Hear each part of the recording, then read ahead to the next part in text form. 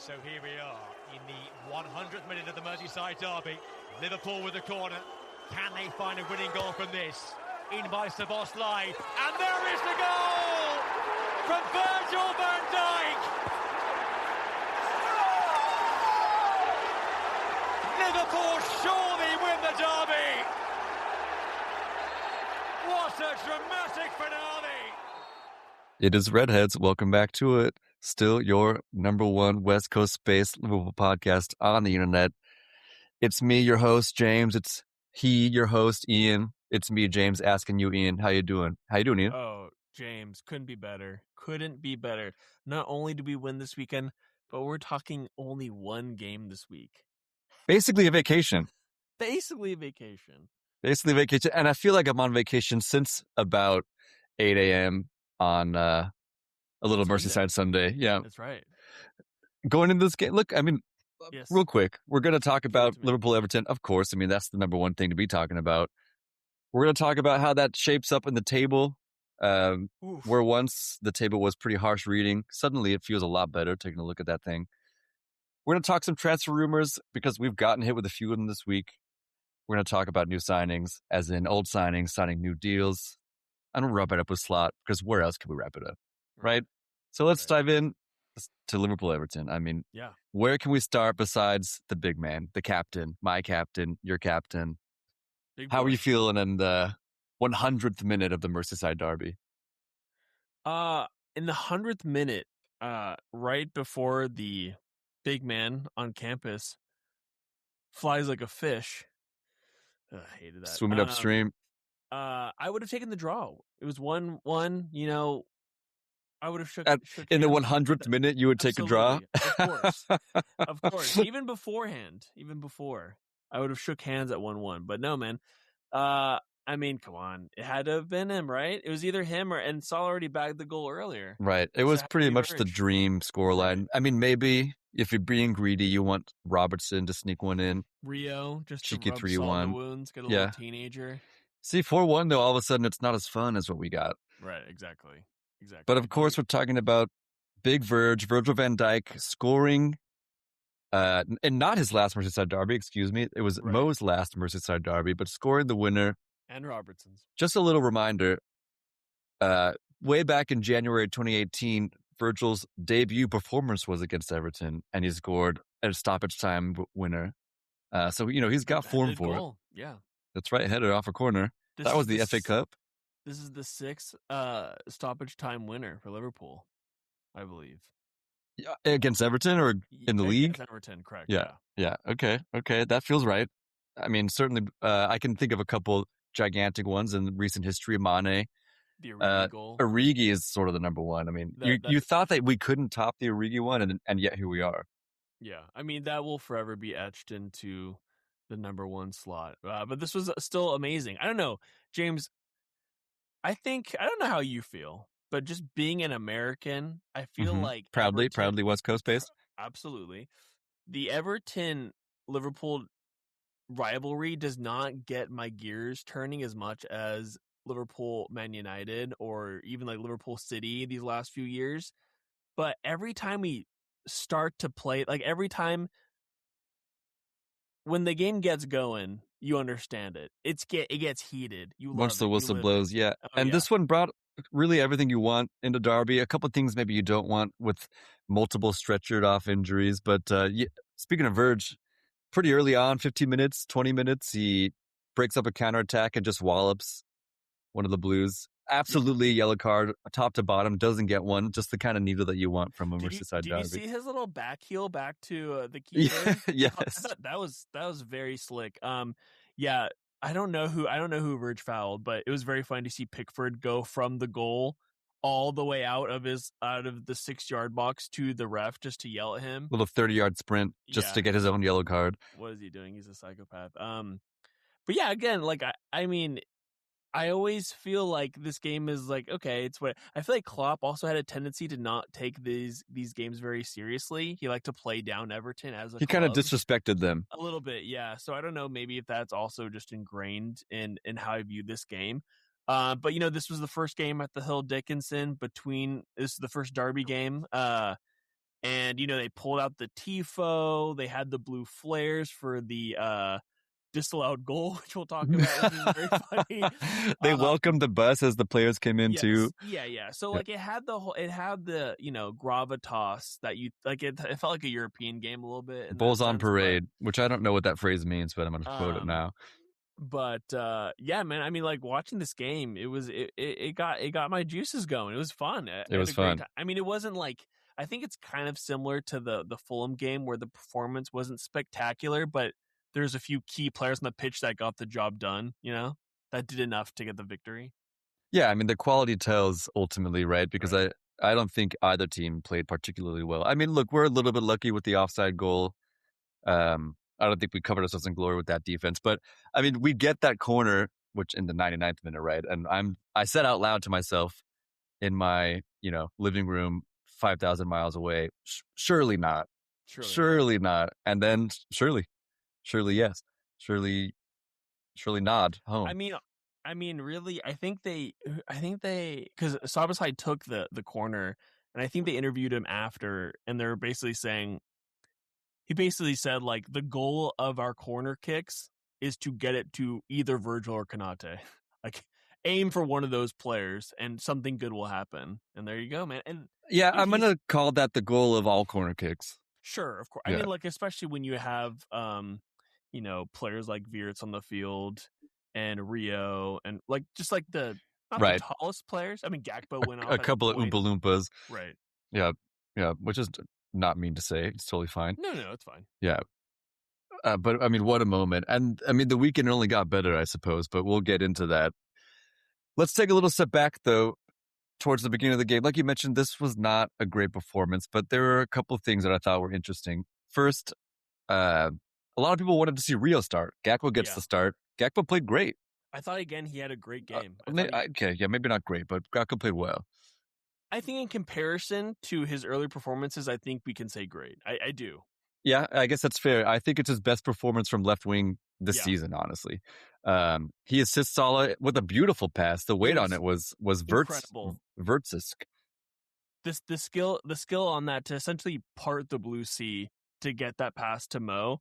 I mean, Mo still has to finish it off, but he goes past two players in that sense. I mean, it was a nice pick out by Florian too to get the assist before the assist, But yeah, all credit to Cody for that ball. Something that we haven't seen him do that much either, like play those types of passes. No, I can't think of a time he's played it really.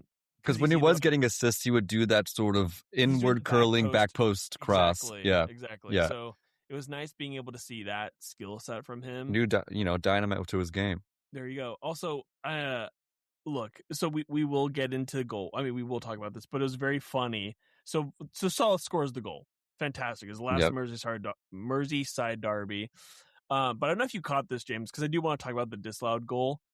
But the Everton stadium announcer, after Ndiaye scores that disallowed goal, the announcer's like, he gives it the big one. The big one, the biggest ones. The first player to score in the Merseyside derby at Hill Dickinson, blah blah blah. Yeah. It's chalked off, and then he's like, and then Saul scores like 3 minutes later. It was fantastic.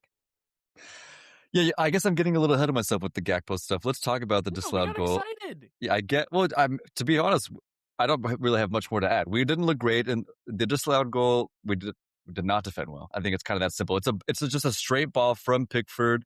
I don't know where Robertson is. Robertson. So Brian gets the ball, puts a cross in. I mean, you have Konate dealing with. I think Beto was pretty much a handful for both Van Dijk and Konate. It really is. He always is. I don't get it. Yeah, he's just lumbering. I don't understand. But I mean, I won't say Jones at fault, but he is playing right back in this game, and he wasn't, covering himself in glory on the defensive end where he should have been. It was Ndiaye, score that. So he wasn't really covering his runner, who was him, and he picked the ball out and scored, and it was annoying. It was annoying. I mean, I thought that it was a real let off that it was offsides. I didn't see it in the build-up. I think you can put some blame on Jones, but neither of Szoboszlai or Gravenberch were doing the Right. grab and work. They should have been tracking that run as well. Yeah, absolutely. But we sneak by, and like you said, we get another beautiful moment in what was a beautiful early afternoon. I mean, it's that goal is annoying too, because the goal that they do score that That Beto puts away. that becomes a goal, that is a goal. It's kind of the same thing where I feel like we're just so easy to score against, especially with those balls over the top, and it's just a simple floated ball into the box where it just like anyone can get onto it because our defenders are kind of unable to defend in those situations. Yeah, You know? we'll come on to that goal, Yeah. I think, a little bit, but Virgil's just sort of standing on the penalty spot, Right. tracking no one. Robertson's doing his best and probably could do a little bit better, but I mean, Beto's a big guy at the very least. Robbo, he's no Oompa Loompa, say, but I wouldn't expect him to beat Were you Beto. watching Willy Wonka earlier today? Is this your second I actually Willy haven't Wonka watched job? the game. I've just been watching Willy Okay. Wonka for about 3 days straight. Yeah. Your notes are all Yeah, orange. chocolate. Yeah. A lot of never mind. But yeah, so we talked Verge, we talked Cody Yeah. a little bit. All I really have to say about Cody is that he played well. I don't Yeah, have I much think more so. to add. But I think if we talked about the gold medalist on the afternoon, certainly a close silver was Mo Salah. Oh yeah. I mean, that goal again, it feels like it felt like a vintage Salah performance. I feel like you'd expect him to finish that, but I feel like this season he's put those goals either over the bar or far left of the post. Right. Yeah. So I mean, it's at an angle, Off target. They call it off target. Exactly. Yeah. So I mean, amazing. And look, he got to. It felt like a weight lift off his shoulders after he scored that goal, because he had a pretty good game. I think he was like involved. Like usually I feel like Salah doesn't involve himself that much in games unless he has the ball at his feet, Yeah. But yeah, man, I mean, it was great to see everyone celebrate with him. He looked like he was basically like soaking it up, given this was his last game there against Everton. Yeah, I mean, and I think he was right to, in terms of really big games left, Brentford, last day of the season, excuse me, that's the last home game. And he's still got to go to Old Trafford. That's going to be huge. But other than that, it's this, there's just not that many games left. Right. And so I agree with him. Soak it up. I don't know if you saw this, but so with that goal, he equaled Jared's record against Everton with goals against Everton. 9 and 15. Yeah, and there was someone was like, "Ah, man, I wonder if he's gonna be pissed. Like Gerard's gonna be pissed about that, just like getting his record equalized." And there's a video of him in a pub with a bunch of like friends, and he's like he's very, very excited. He's like there's a kid, like he picks up a kid and puts him on his shoulders. It's very, very funny, but he's excited and maybe plastered. Right. Yeah, a little bit. I mean, like, also, come on. Like, Salah scored 9 goals past Jordan Pickford. You love to see it. You love to see it. And, none more important than this one, honestly. Well, I'm not sure if I really believe that. I think that he won the Puskas against Pickford in 2018. No goal. Yeah. Yeah. Which is funny because that wasn't even his best goal that season, but yeah, it really was. Yeah. And it was just, it kind of cinematically, it looks really cool in like slow motion. So I right. think that, And he pushes someone down, which is kind of cool. Yeah. So look, I don't hate it. I like it. No, absolutely not.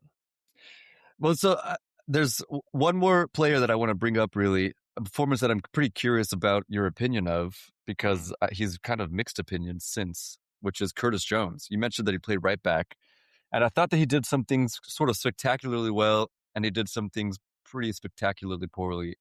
But overall, I thought that it was a good performance. Yeah, I mean, it's like a 6 out of 10. I mean, again, when you have a midfielder playing, I feel like we're used to Dominic.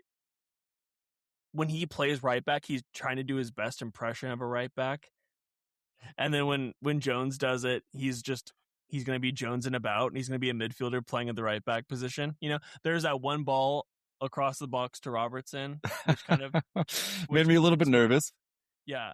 I mean, he also just tends to hang on to the ball a little too long, and sometimes he just choose it. When he's in those situations, he does have a tendency to win and like come out of those situations with the ball at his feet, but right, but not every time.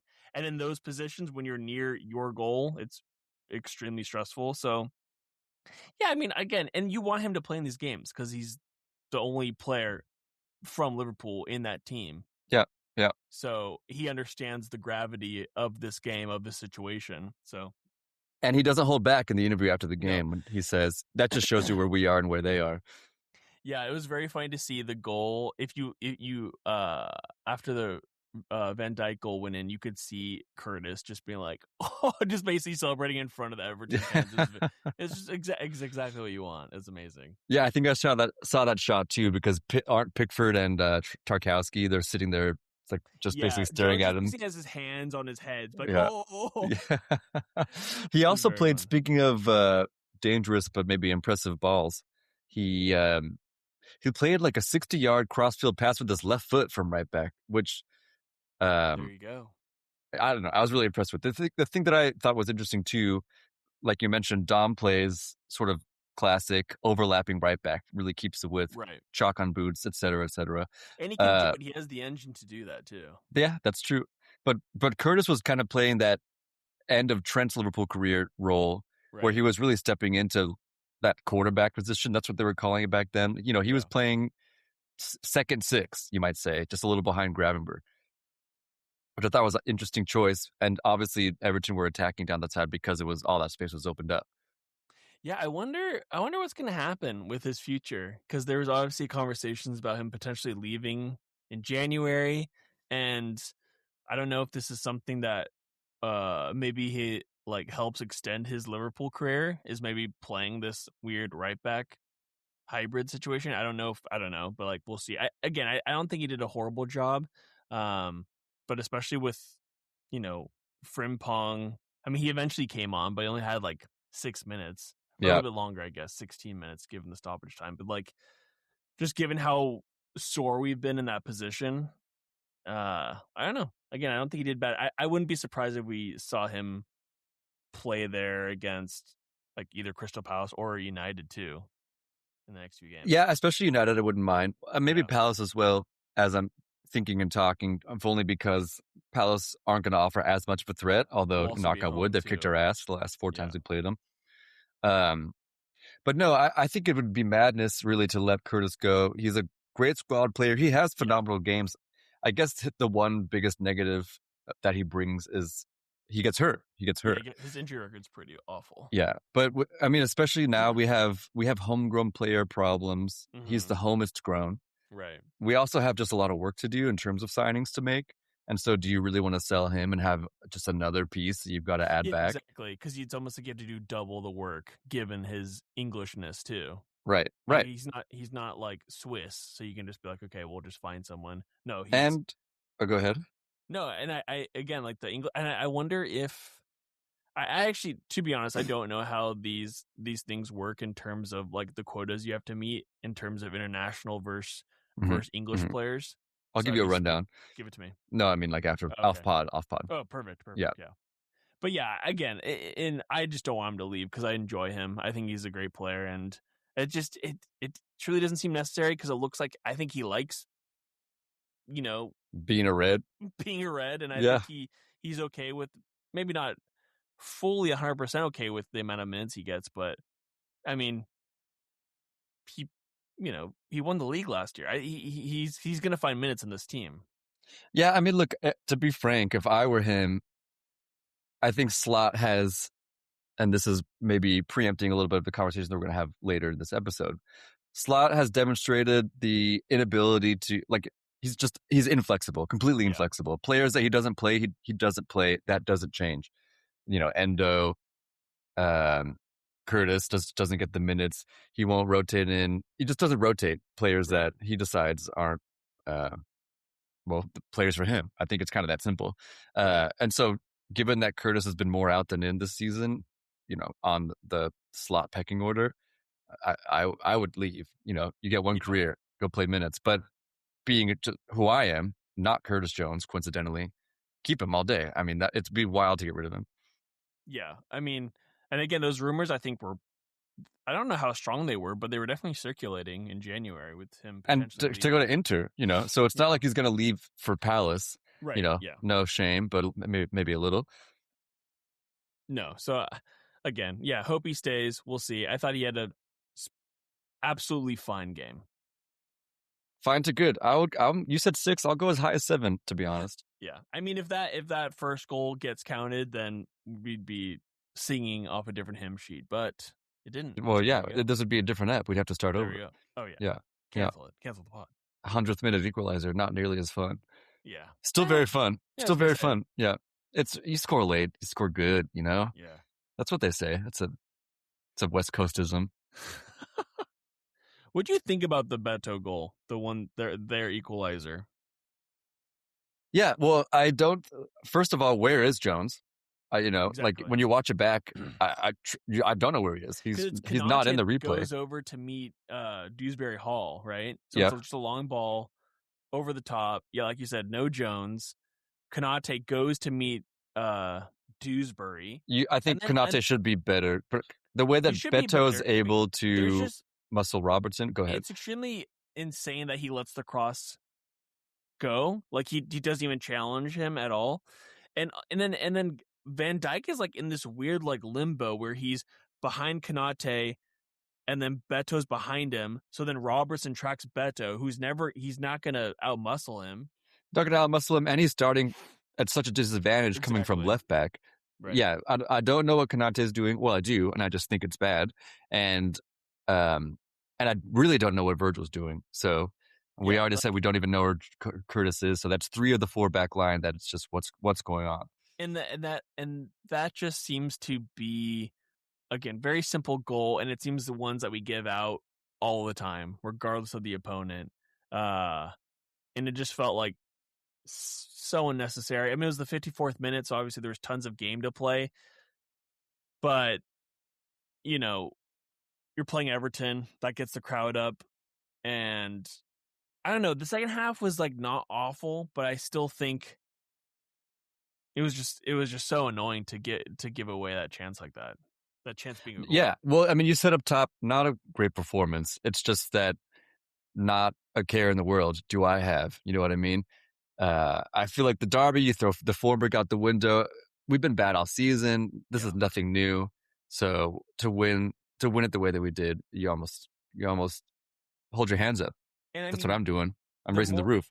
Absolutely. And the more annoying thing too is that so Beto slides to get the ball into the goal and then collides with Mamardashvili, who gets stretchered off. I have no idea how long he's going to be out. I've heard a fortnight.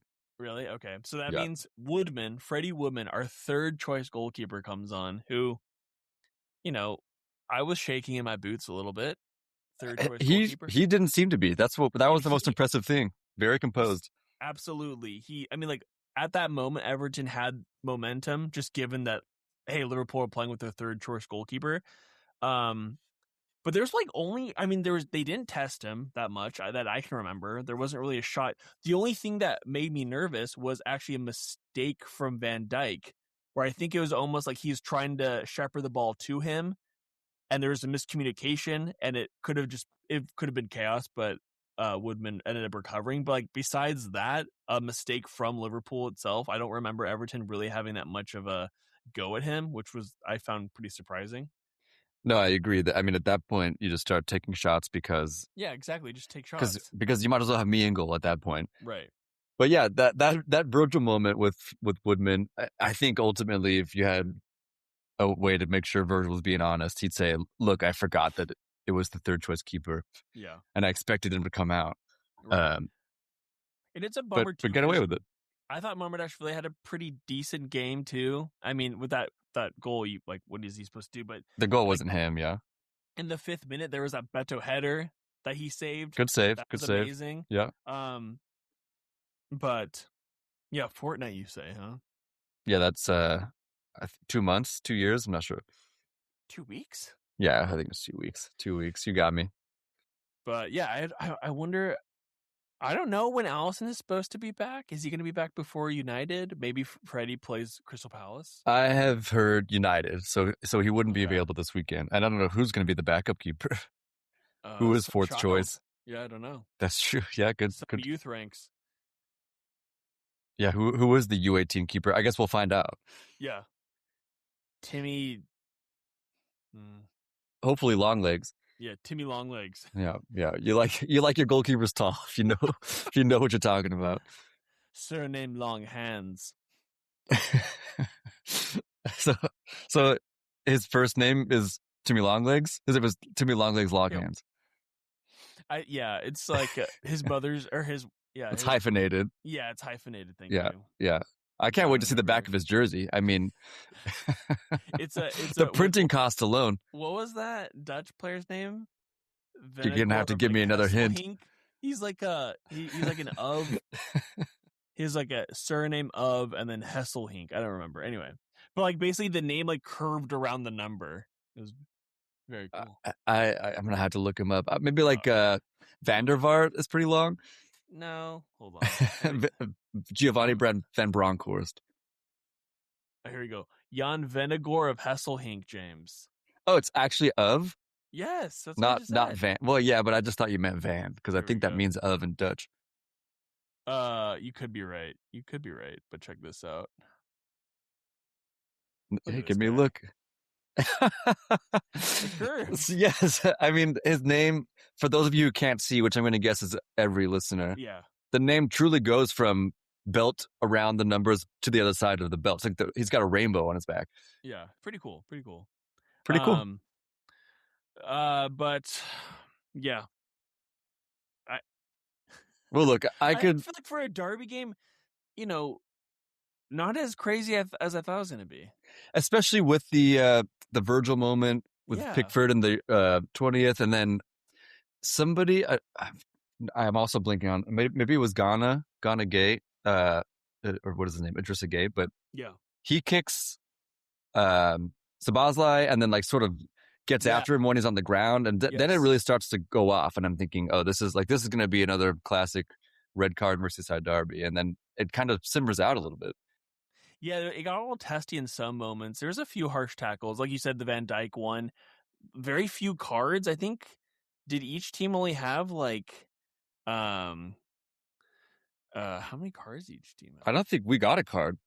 That can't be right. Is that true? You're right, James. There's only 2 yellow cards, both for Everton. That's crazy. So it was Pickford and James Garner. Is his name James? Yeah, James Garner. Yeah, it was James Garner. Good job. Yeah. Look, I could go on and on about Merseyside derbies, and I feel like we've gone on pretty long now. I can't say much more than 100th minute. Is there anything else you want to bring up before we move on? I mean, looking at how this weekend kind of turned out. Well, that's where we're moving to, dude. Truly a fantastic result. Fantastic. So let's talk. Let's do a little roundup of the fixtures of who you might describe as our rivals, although we're leaving them well behind at this point. Chelsea, Man United, not much going on in that game, but hey, it's at the Bridge, if memory serves, and it's a 1-0 win for United. Bruno Fernandes plays well. He's a good player. I just can't stand watching him. And he feeds Cunha. I'm going to say Matthias Cunha. Yeah. Mm-hmm. Actually, a pretty boring game. Chelsea are a pretty miserable watch these days, to be honest. I think this is the first time, if I read this correctly, I think it was the first time in like 100 years or something like that they haven't scored a goal in, is it their last 4 games? Well, it was 4 when they didn't score against United, but they played again today, spoiler, and they didn't score again against Brighton, 3-0. It is a miserable time to be in West London, ? I mean, they like in that first half, James, they had 1 shot, Chelsea. And I think Brighton had 7. It could have been 6-0 at one point. It's chaos. It's chaos there. Frankly, it just seems to be like a terrible time to be in London because West Ham are horrible, Palace are horrible, Chelsea are horrible, Tottenham are horrible, and of course Arsenal, they get spanked by City. To be honest, it's actually a pretty good game, and they really didn't get spanked, but they lose. Yeah. And suddenly the title is just wide open. I mean, the game that Chelsea played today, Brighton, I mean, now Brighton moves ahead of them. They're now 5 points behind us, behind Liverpool in that 6th place spot. So it's just crazy how I think in was it December or January of this year that were Chelsea they were ahead of third. us? Yeah, like they're like at least like 5 points ahead of us. And now I guess they weren't third as Villa, but they were in fourth. That's I when mean they're just ahead of us is what I'm trying to get at, right. like And we I'm were just in dire straits. not giving it to you. But I It's mean, funny. I'm looking at the league form table, yeah. and you've got Chelsea in seventh, loss. Just below them, Brentford in eighth, draw. I'm looking at that right now. And so we're just opening up this gap where once fifth place felt impossible after we lost, after we dropped points to Spurs, really, and all of a sudden it's I'll go plausible. I'll give it a plausible. I mean, it's looking more likely. I don't want to get ahead of myself because I still think we have the hardest schedule in terms of our surrounding teams that Well, we're that's playing. true, but we play our top 5 rivals. I mean, we play Chelsea, we play United, we play Villa, and we play Brentford. I think we only need 2 more wins. I think actually we probably only need 1 given this Chelsea result, but to basically cement that. Now it's Brighton that we have to worry about if we have to worry about anyone. 5 points, 5 games. I think 2 wins is right. Yeah. Especially if you throw another draw in there, I think you're looking pretty good.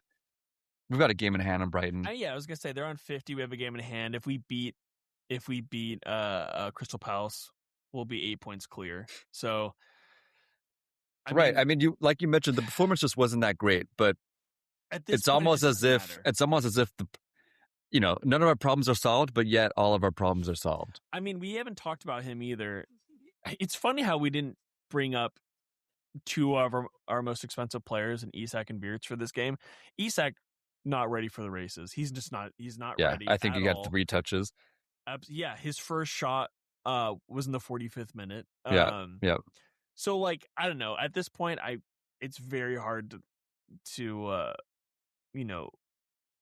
I need results, not performances. Like whatever we can do to get a win. We need to get Champions League football. That's priority number 1. Some jobs are at stake, So some jobs are at stake. Yeah. So, man, we'll see. But I think Champions League is definitely it's more likely than not at this point. Yeah, I think that's right. I mean, you're right that we have a pretty difficult run in, and the way Chelsea are playing, maybe they're not the ones to think about. Maybe it is Brighton. The thing is, if results had gone differently this weekend, Everton would have been the problem. A win for them would have put them 2 points behind us. We'd be on 52. They'd be on 50. And just like the demoralization of losing that game. Right. I would think that we're not getting top 5, but that's, not the way the cookie crumbled.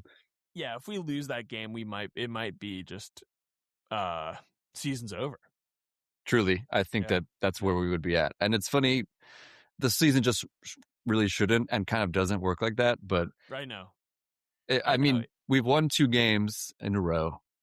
If you rewind the clock back 1 week, it was slot out. It was Champions League's not happening. And it's funny what a win can do. I know. I mean, we were on a spell of like, what, 4 losses in 5 games, and now we win against our inner city rivals, and things are coming up rosy. It's interesting how it works like that. A win really helps. A win against Everton helps a little bit more. Let's round this up a little bit. Speaking of feeling a little bit better, I think one person in particular is feeling a little better about his job, and that's Slot. The rumors seem to be that he's going to be here come, 2026, August 2026.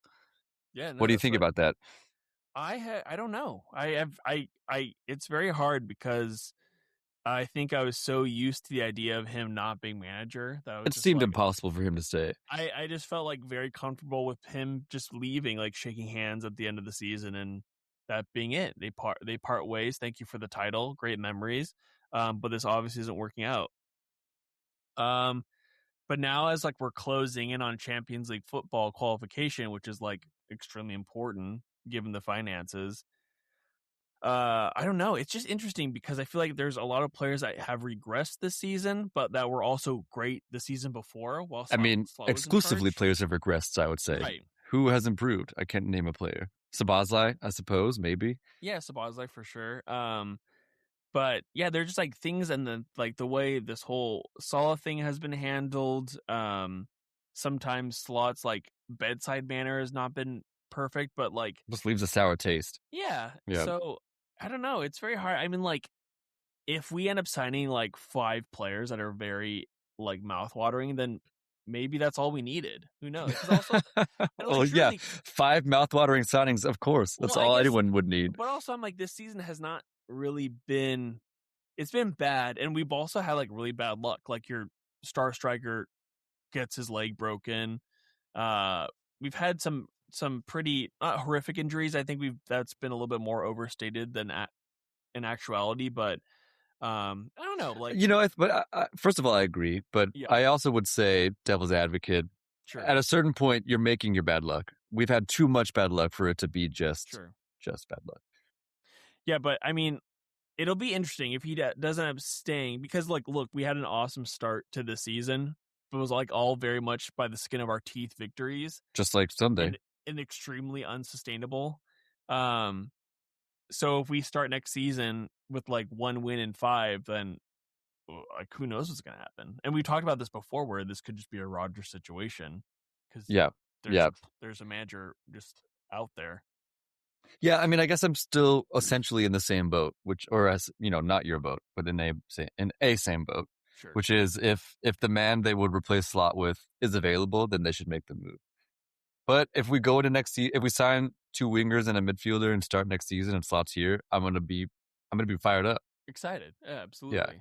but I mean, you just said this, but if you win 1 and 5, that fire is out, Yeah, yeah. The season's like like you basically already over lost at that point. momentum, and Yeah, you're not even out of September yet. So I don't know. Some things have to change. Like I don't know right. what that is because I've said before that I'm pretty uh illiterate when it comes to like tactics and how like how these things work. So besides like the players just looking like they've given up for some games, like I don't know like what Slot could do this next season to make me feel more excited that he's staying, you know? Yeah, I've never seen a Liverpool team play well with a 10, basically. And Right. that's what the team is doing now with Wirtz. And Wirtz is a fantastic player who is not shining currently. So I'm just curious how it's all going to work. It's interesting too because like he was sold this project. Florian was sold this project by Right. Slot. So Snake like oil, what did he tell him? And also like jar that's of the thing that piss. needs to happen next year is like just play him through the center. Just quit putting on the left. Like that goal that Ryan Cherky scored against Arsenal where he just weaves through the box and puts it in. That's what Veer should be doing. And he's nowhere near that. He's like nowhere near the box at some points of the game. Yeah, he's dropping a little too deep. I mean, I think that's because our midfield and defense is just so Sure. poor right now. He almost does that against Sunderland. He weaves through 3 Yeah. players, and then it's a big deflection. But that's what we want to be seeing. You're right. First of all, he needs to take more shots. He needs to be closer to the Absolutely. box. He plays a good through ball to Isak that maybe next season would have resulted in something better. Right. But in this instance, it resulted in losing the ball. But it was just a little nibble of what we might be able to look forward to. Yeah. It's just he's been underwhelming to say the least. But Yeah. hopefully, second season wonder. But yeah, I mean at this point like and also like who cares what I think? Like I just want us to win games. I don't really care who the manager is. But I care you what know you think, bud. I thank you, I appreciate that. But I also wonder if it's just like the type of football that we played like and it's annoying to compare him to Slot excuse me, to compare him to Klopp where like it was just it was so much fun to watch. It was so like action packed, swashbuckling football, and this is like a little bit more like thoughtful and maybe like a little bit more like surgical to an extent. Yeah. I think that's a good way to put it. And part of looking forward to a game, with Klopp, I mean, you don't want to lose ever, but you know it's going to be fun, Yeah, you lose and with you your kind of heads don't held know high. that now. Yeah, Yeah. exactly. Yeah, like again, like sometimes like there's like Virgil said during the was it this I forgot what game he said, but he basically said like we gave up, and I'm like, what is happening? That was the City FA Cup game. So yeah, just like no more of that, guys. Like, and that's the team. Like, that's not necessarily Slot. Like, that's Yeah. them, and they're all behind him too. They've like Virt said before the PSG second leg, like we're all playing for him still. So maybe they're still behind him, and and also again, James, like Jota died over the summer too. Like, who knows if that's still. I mean, obviously it should be. It's very sad, but like that could also still be playing some like you know Yeah, I mental. guess we'll never really know what Right. impact that had, but I think we can say that it definitely had one, and that it's kind of fair enough that this season didn't go as well as we wanted it to. If you could Right. say just for that, maybe it's not really a respectful thing to say. Take responsibility for your own season, I suppose. Right. Um, Point being, if maybe not. I really have nothing I can say about it with much substance. Yeah. I Speaking of mean, not much just win. substance, Give it to me. just win. And speaking of players playing for slot still, the other rumor I wanted to bring up. Whoa, uh, Ibu Kanate Yeah. seems like he's more in the now. I mean, he said that the whole idea was for him to stay. There was no intention of him leaving for pastures new because they were Just a talking little about posturing, Real exactly. Just trying to get that salary bumped up a little little bit. pay bump. Yep. But look, I mean, he has not had the best season. He was prone to mistakes. We even saw it in this game. But truly, if it leaves us without having to sign another defender, then he is good. He's only 26 years old. There's still so much time. He has like 3 more years of his like prime years, quote unquote. So like, of course, just like he should sign. And Virgil's gonna leave one day, and we need a more established center back because we have two young players in Leone and Jeremy Jacquet, so it's great. I'm very excited about the prospect of him signing another deal. Yeah, same. I think that if you can get him to sign, it's a no brainer, really. Yeah. Like you said, Virgil, he's got 1 year left after this season, Mm-hmm. assuming he doesn't sign an extension. I don't know what's going to happen, but if Kanate were to leave and Virgil were to leave, our oldest center back is 20, Yeah. and that's not gonna fly. Yeah. And look, Kanate's good. He is good, and Is also he great? I don't. Jury's out potentially, he but has good and center backs are hard to find. his ceiling is the 21-22 Champions League final where he was like incredible He in was that pretty game. phenomenal against PSG. Yeah. Exactly. Absolutely. Also he's just like funny. I don't know, he just seems like a good character Good too. guy, great beer, Um great pint. So, yeah, all for it. And I was also reading that Leone is actually like he's supposed to be like fully back, maybe not fully back in training, but like training at the end of is it I thought maybe I read It's April. April right now. Yeah, so maybe like in a few weeks actually. Yeah, Which is I crazy. doubt he makes an appearance, but Oh, that's absolutely. wonderful to hear that he's going to get an entire preseason, a full Yeah, summer to get ready. Come back looking like he's got two working legs, which is all you can ask for. absolutely. James, speaking of Konate and his prior club being RB Leipzig. So, we do have work to do this season. We gotta fill out those wings, baby. Saul's leaving. You're bringing me one more rumor right here. What are A you thinking? little Diamande in the rough, maybe? That's a diamond in the rough. Jan Diamande. Right. Wait, what did I say? I just blacked out. No, nothing. I said a Diamande in the rough. You went, oh, a diamond in the rough. Anyway. Of course. Yeah. 19-year-old African Cote d'Ivoire winger. Very exciting, James. Very exciting player. Look, it's From important that we continue the tradition of losing our best attacker for 3 months in the middle of the Yes. season. Oh, absolutely. Yeah, we need to sign more African We players. we in order gotta to send them off continent between December and February. We got to do it. But yeah, I think he's the number one target for Liverpool to replace Mo. I saw that rumor. Paul Joyce might have said it. That somebody relatively reliable, Ben Jacobs. Somebody, I don't know. But anyway, yes, he seems to fit the profile. He's extremely fast. He's young. Love it. This is his first season Yeah. at Leipzig. So here he has 13 goals, which, in 32-ish games, not nothing to sniff at. 7 assists. Yes. Sign me up. I Get agree. the one. Sign Diamande. Let West Ham get relegated. Sign Jared Bowen as That's sort of the another one. old head that will bring the experience, teach Diamande how to be, in the bull pit, the Bulldogs in England. And, personally, I would like Salah to stay and give us another year, but there's no way he's staying as second fiddle. No, absolutely not. No. I like the idea of a Bowen Diamande kind of partnership. That'd be very cool. Yeah, depending on what happens there. And Jared Bowen could play through the middle. That's true. Yeah, exactly. So he's back up for Isak. He'll be 30 in December.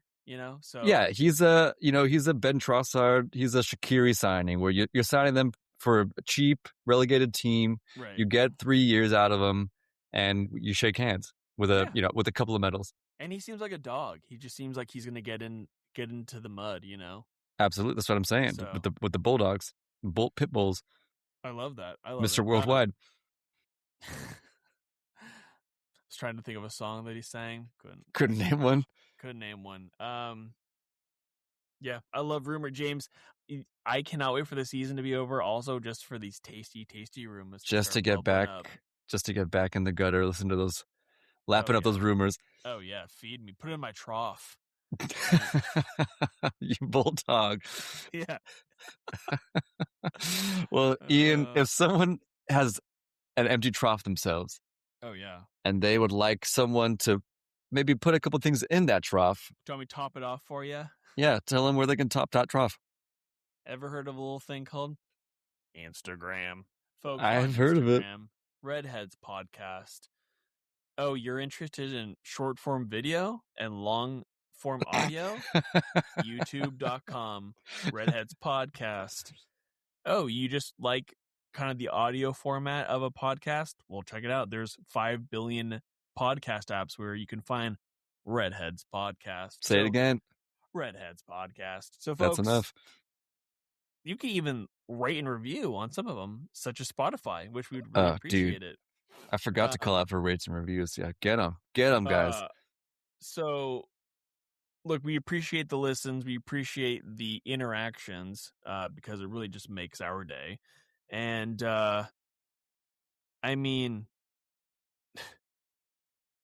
James, I think I've already done this. There's only so many peace puns. I know. Screw it. Peace. Peace.